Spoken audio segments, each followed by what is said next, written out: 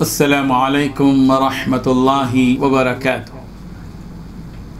الحمد للہ حمدا کثیرا طیبا مبارکا فیہ، والصلاة والسلام علی اشرف الانبیاء والمرسلین محمد وآلہ وصحبہ اجمعین، اما بعد۔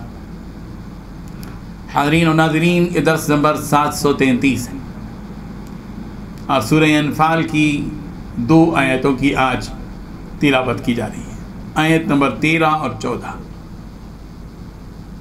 چلیے سب سے پہلے ان 2 آیتوں کی تلاوت کرتے ہیں، لفظی ترجمے اور ترجمے کے بعد تشریح کرتے ہیں۔ اعوذ باللہ من الشیطان الرجیم، بسم اللہ الرحمن الرحیم، ذلك بأنهم شاقوا الله ورسوله ومن يشاقق الله ورسوله فإن الله شديد العقاب ذلكم فذوقوه وأن للكافرين عذاب النار صدق اللہ العظیم۔ ذلك یہ بأنهم اس لیے کہ بلا شبہ شاقوا اللہ انہوں نے اللہ کی مخالفت کی، ورسولہ اور اس کے رسول کی مخالفت کی، ومن اور جو کوئی یشاقق اللہ مخالفت کرے اللہ کی، ورسولہ اور اس کے رسول کی، فإنہ تو یقیناً اللہ شدید العقاب سخت سزا دینے والا ہے۔ ذالکم یہ سزا، فذوقوہ چنانچہ تم چکھو اس کو، وأن اور بے شک للکافرین کافروں کے لیے عذاب النار آگ کا عذاب۔ ترجمہ یوں ہے، یہ سزا اس لیے دی گئی کہ انہوں نے اللہ اور اس کے رسول کی مخالفت کی، اور جو شخص اللہ اور اس کے رسول کی مخالفت کرتا ہے تو اللہ بھی سخت عذاب دینے والا ہے۔ یہ مزہ تو یہاں چکھو اور یہ جانو کہ کافروں کے لیے آخرت میں دوزخ کا عذاب بھی تیار ہے۔ ان 2 آیتوں میں 4 باتیں بتائی گئی ہیں۔ پہلی بات، یہ اس لیے یعنی جنگ بدر میں کافروں کو رسوائی، شکست اور ذلت ہوئی، یہ اس لیے کہ انہوں نے اللہ اور اس کے رسول سے دشمنی مول لی ہے۔ دوسری بات، اگر کوئی شخص اللہ اور اس کے رسول سے دشمنی مول لیتا ہے تو یقیناً اللہ کا عذاب بڑا سخت ہے۔ تیسری بات، یہ سب تو اب چکھ لو اے کافروں۔ چوتھی بات، اس کے علاوہ حقیقت یہ ہے کہ کافروں کے لیے اصل عذاب تو دوزخ کا عذاب۔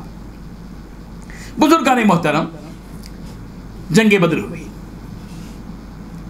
باوجود کہ مسلمان 313 تھے، مگر ثابت قدم، ہمت والے، ایمان والے، تقوی والے، پرہیزگاری والے، توکل والے، نبی کے لیے اپنی جان کو فدا کرنے والے صحابہ ایک طرف، اور دوسری طرف 1000 کا لشکر، بلکہ اس سے بھی کچھ زیادہ، اور ہر قسم کا ساز و سامان ان کے پاس، ہتھیاروں سے لیس۔ ابو جہل کی قیادت میں آیا ہوا وہ بہت بڑا لشکر، لیکن اس کے باوجود اللہ تبارک و تعالیٰ نے اس بہت بڑے لشکر کو چھوٹے سے لشکر کے سامنے ڈھیر کر دیا۔ فتح مسلمانوں کو ہوئی، شکست کافروں کو ہوئی، عزت مسلمانوں کو ملی، ذلت سے وہ کافر دوچار ہوئے۔ یہ کیوں ہوا؟ اللہ تعالیٰ اس کی وجہ بتا رہے ہیں، ذَلِكَ بِأَنَّهُمْ شَاقُوا اللَّهَ وَرَسُولَهُ۔ یہ جو جنگ بدر کا معرکہ پیش آیا ہے، جس میں مسلمانوں کو فتح نصیب ہوئی ہے، باوجود کہ وہ تعداد میں بہت کم تھے اور ساز و سامان اور ہتھیار کے اعتبار سے بہت کمزور تھے، اور کافروں کو زبردست شکست ہوئی، ان کی ذلت اور رسوائی ہوئی، وہ ناکام اور نامراد ہو کر لوٹے، باوجود کہ وہ تعداد میں بہت زیادہ تھے، ساز و سامان ان کے پاس بہت زیادہ تھا، ہتھیار کے اعتبار سے بھی ان میں فراوانی تھی، اس کے باوجود کافروں کو یہ سخت سزا کیوں دی گئی؟ اس کی وجہ یہ جو اس آیت میں بیان کی گئی کہ ذَلِكَ بِأَنَّهُمْ شَاقُوا اللَّهَ وَرَسُولَهُ۔ کافروں کو یہ شکست، کافروں کو یہ ذلت اور یہ رسوائی اس لیے ملی کہ وہ صرف اس وجہ سے کہ انہوں نے اللہ اور اس کے رسول کی مخالفت کی، اللہ اور اللہ کے رسول کے احکامات سے منہ موڑا، جس کا نتیجہ یہ ہوا کہ وہ شکست سے دوچار ہوئے اور ذلت کا چہرہ دیکھا۔ یہ تو دنیا کی مار تھی جو معمولی تھی، اور ایک غیر معمولی سزا اور باقی ہے، وہ سزا آخرت میں ہوگی عذاب شدید کی شکل میں، جو کہ وقتی اور عارضی سزا نہیں بلکہ ابدی اور دائمی سزا ہوگی، وہ آخرت میں دوزخ کی آگ کی شکل میں۔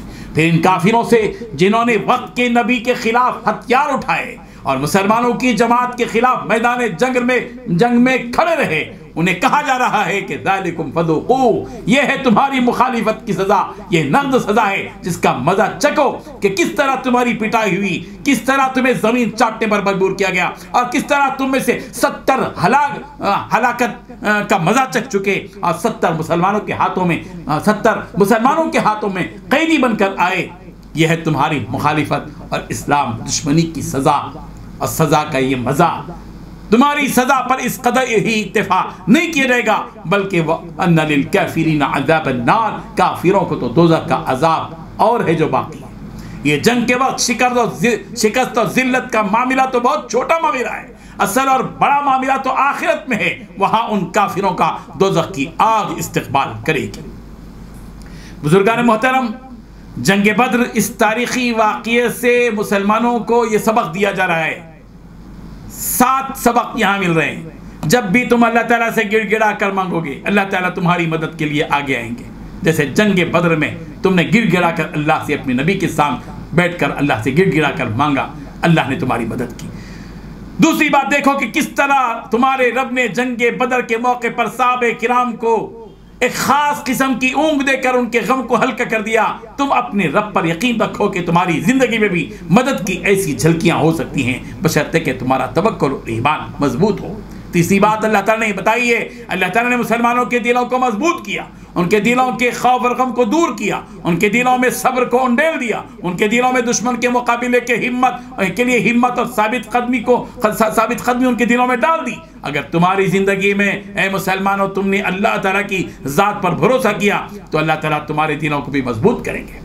چوتھی بات، آسمان سے وہ بارش نازل کی جس نے ان کے ظاہر اور باطن کو پاک کر دیا۔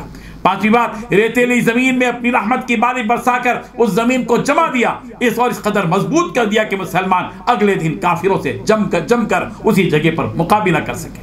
چھٹویں بات، مسلمانوں کی طرف، فرشتوں کی طرف اللہ تعالیٰ نے وحی فرمائی کہ بے شک اللہ ایمان والوں کے ساتھ ہے، تم ایمان والوں کی مدد کرو اور ان کے قدموں کو میدان جنگ میں جمائے رکھو۔ ساتویں بات، فرشتوں کے ذریعے کافروں کے دلوں میں رعب اور خوف ڈال دیا گیا، جس کے نتیجے میں کافروں کے پیر اکھڑ گئے اور وہ پیٹ پھیر کر بھاگنے پر مجبور ہو گئے۔